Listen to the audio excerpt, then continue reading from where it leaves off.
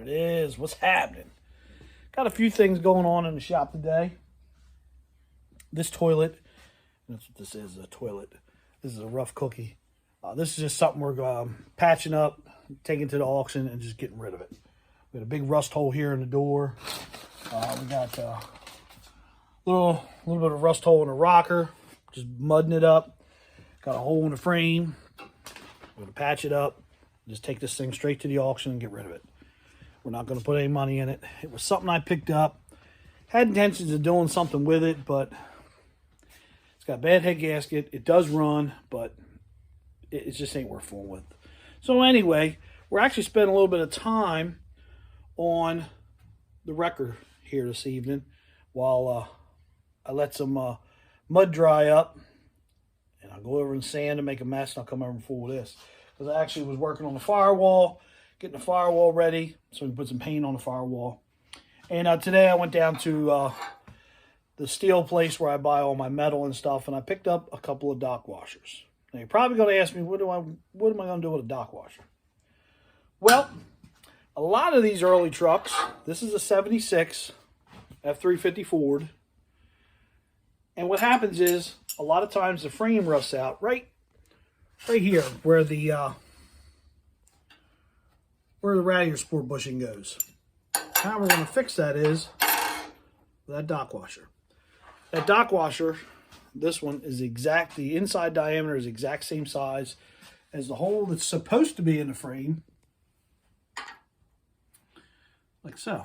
Well, this side's okay. We're going to leave that side. I think we're going to leave it alone. I don't know. I might just go ahead and cut it out, weld this in there. So my next step I'm going to do is I'm going to drag the plasma cutter over here, and I'm going to cut it out the exact diameter of this after I make some measurements to get it in the right spot, and then I'll weld that in, and that'll repair the frame. I already know somebody's going to say, well, you could have just made a plate and took a hole saw. Yeah. I know all that. But this is a lot faster, and this is a lot neater, clean hole. And once it's welded in, it's just as good as taking a piece of plate. I've been fixing them like this for years. These ones here I repaired. These are the actual for the cab bushings. I repaired them last year. You can't really see because the bushing's all in there. But I did the same repair on these front cab mounts on both sides because that's a common problem. They rot out, the bushing falls through, cab leans forward. I'm actually going to, I just was over in the other building looking for some parts, and I found another set of bushings that are a little bit taller. So I'm going to swap these bushings out for the other bushings that I found. These are actually, believe it or not, these right here are actually bushings out of a Chevy S10 Blazer. My buddy owns a junkyard up north, and they burn all the frames out of a lot of trucks. And I walked around one year, and I picked up a whole milk crate full of these things. I just kept them. There's nothing wrong with them. They're still in good shape. I've got the tops and I've got the bottoms. So I use them on a lot of stuff when I'm repairing stuff. And now you can buy them new, but back in the day you couldn't really buy them new. But now you can buy them. But that's what they are. They're a nice solid bushing, and they got a nice metal piece that goes on the bottom. They work great. I use them to repair a lot of stuff. But I found another set that's a little bit taller, and I want to use them because this cab's actually leaning down just a hair in the front when I rechecked everything. So I'm probably going to swap them out because it's not all tightened up. The bolts are just kind of sitting in there. So let me drag the plasma cutter over here and cut this baby out and see what we got. So I took a measurement from, since this hole, there's an identical one on the other side of the frame rail. So I measure from the edge of that hole to the edge of that. So that's where I'm going to put my new repair piece. So I'm going to take and I did my measurement from this way as well. So I'm going to go ahead and I'm going to mark this.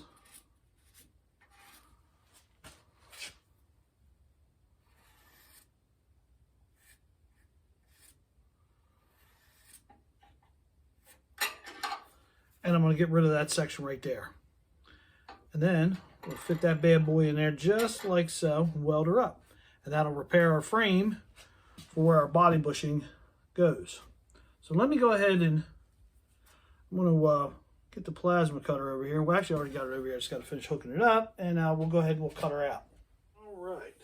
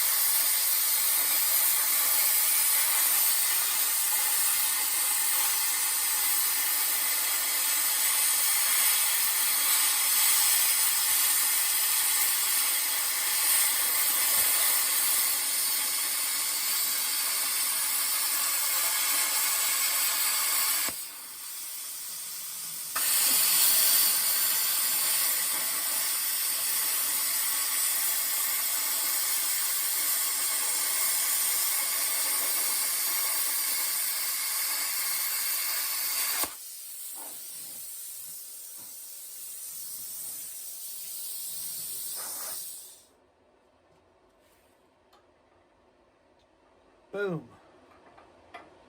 Just like that.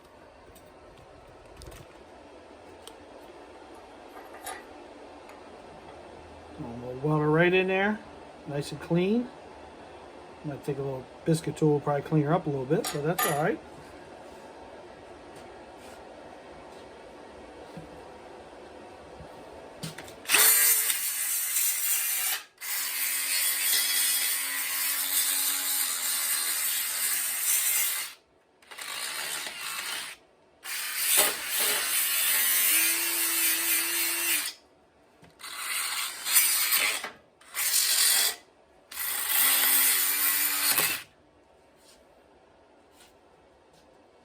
Alright, now I gotta drag the good old big welder back over here.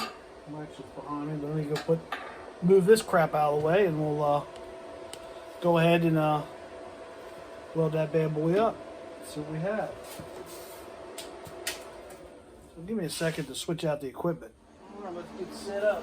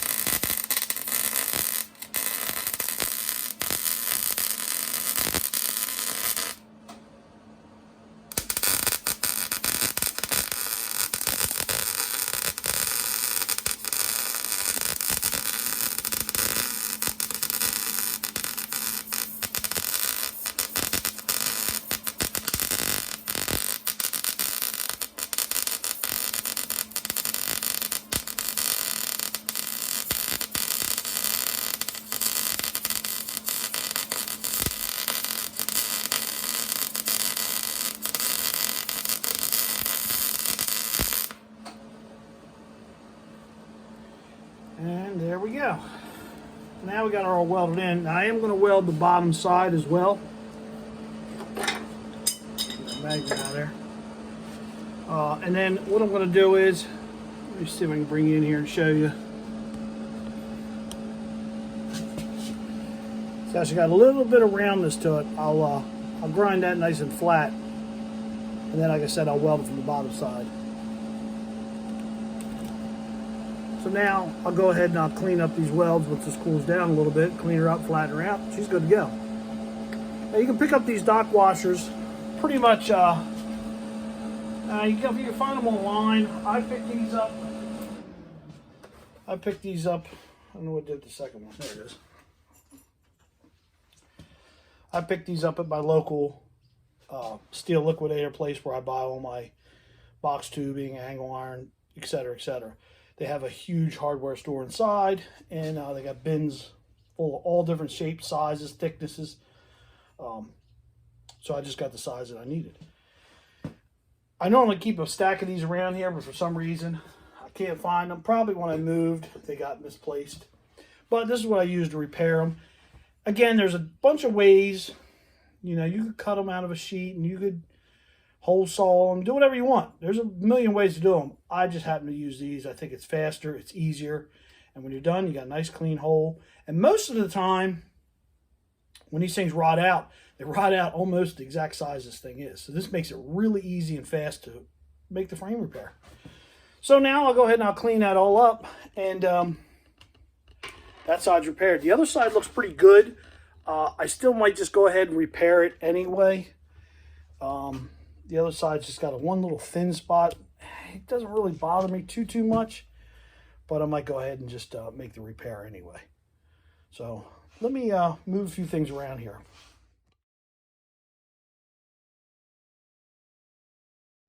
So got her all cleaned up. This is what she looks like when she's all done. Let me get you in there. You can see that I made her nice and flat, straight, whatever you want to call it. That was done. Welded from the bottom side. It's finished. That repair is done. Put some paint on it, primer on it rather. I got a little bit of body work I got to do to the firewall here because I repaired this section. I welded in a piece in here. And for you guys that are new to the channel, this is a 76 Ford F-350 tow truck that I started fooling with a couple of years ago. Then I moved to the beach, and I haven't really touched it, but now I'm kind of slowly getting back on it. It's a truck that I'm putting a Crown Vic front suspension in, 351 Cleveland, the truck 4-speed trans, and the whole truck will be lowered. We're going to leave the outside of the truck ratty, rusty, beat up. The truck will be lowered. It's got a freshly built Cleveland. Some other custom stuff I want to do to the truck. It's going to have air. It's not going to be on air ride, but the truck is going to be lowered. The Crown Vic suspension already brings the truck way down, but we're going to actually lower the Crown Vic front suspension about 1 inch, maybe 2 inches to get her into weeds, but still ride really good.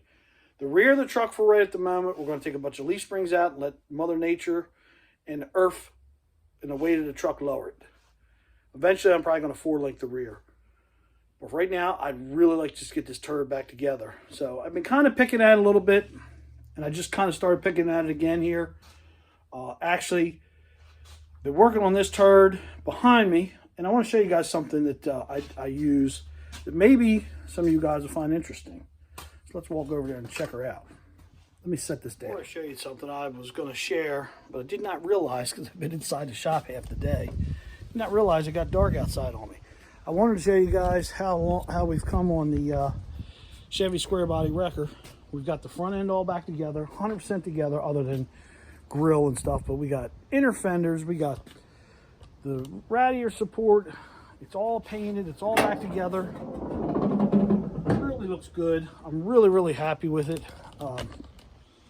Painted everything under the hood, new battery box. I mean, she's really starting to come together and really looks good. I'm really happy with it. Now, I painted all the stuff on the inside with a satin black paint that I just picked up at Tractor Supply. It has a hardener, and you just mix it with a little bit of reducer. It turned out really good. It's a shame it's dark out because the truck's starting to look really good. I did not know it was getting dark outside. I had no idea. Anyway, let me show you something that I thought maybe some of you guys would find cool. Since most of you guys that follow the channel are car guys, or you wouldn't follow the channel. So I'm doing some body work on this '07 F-150. This door was rotted out. There's a big hole here. So I fixed the door. And I'll be the first one to say I'm not a body man. I'm a technician. I'm a mechanic. But over the years, I've learned a lot. I've got some good friends that own some high-end body shops. I've learned a lot of stuff. And I know enough to get by and be dangerous. Can I paint something and make it look like bitchin' rods? Absolutely not. Can I make something that looks good and it's a driver and you can enjoy it? Yeah. And the fact that I've been in the used car business for, oh man, on and off for the last 30 years, that helps as well too. We learn tricks. We learn how to fix stuff up, go to the auction. That's where this turd's heading, to the auction. So don't mind that it does have a little bit of mud in it, but she's heading to the auction. So we're just trying to clean it up and make it look presentable. I fixed the bottom of this door. Like I said, there was a huge gaping hole. This bottom of this little door was missing. The inside was there, but the outside was gone. So that's in primer. And I'm just patching up this rocker panel because it was the typical Ford. Rocker panel was rotted out. So we mudded her up. But what I wanted to show you guys, now I've been using this tool and this trick, I'll bet you 20 years or more. This is an orbital polisher. Now what I've done is I've gotten rid of the polishing pad and I put a DA sanding, 6-inch DA sanding disc. There's my, let me get my extension cord.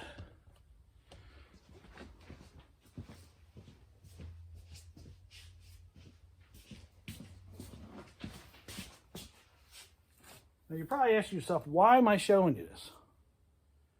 I'm going to show you here in a second. Let me move you in here. You see I just laid down a little bit more mud on it. We'll go ahead and put a new disc on. I use standard old sticky back 6-inch DA paper. This is 80 grit because I'm just knocking this mud down. And again, I'll be the first one to say this is not a correct repair what I'm doing here. This is what we call an auction repair. Lipstick on a pig. But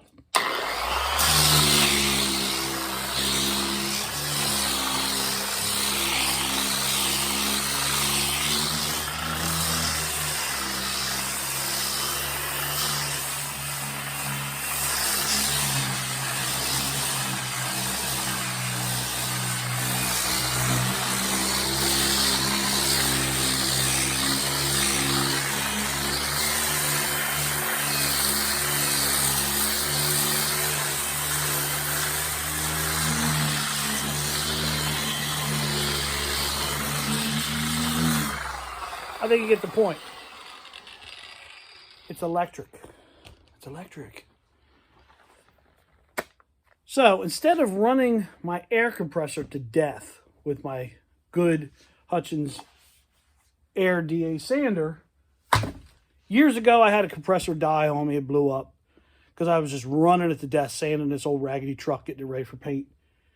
And I was like, man, I got to come up with something better. This DA sander's just killing my compressor. I didn't have a big compressor. I didn't have a lot of money back in the day. You know, we're all starting out.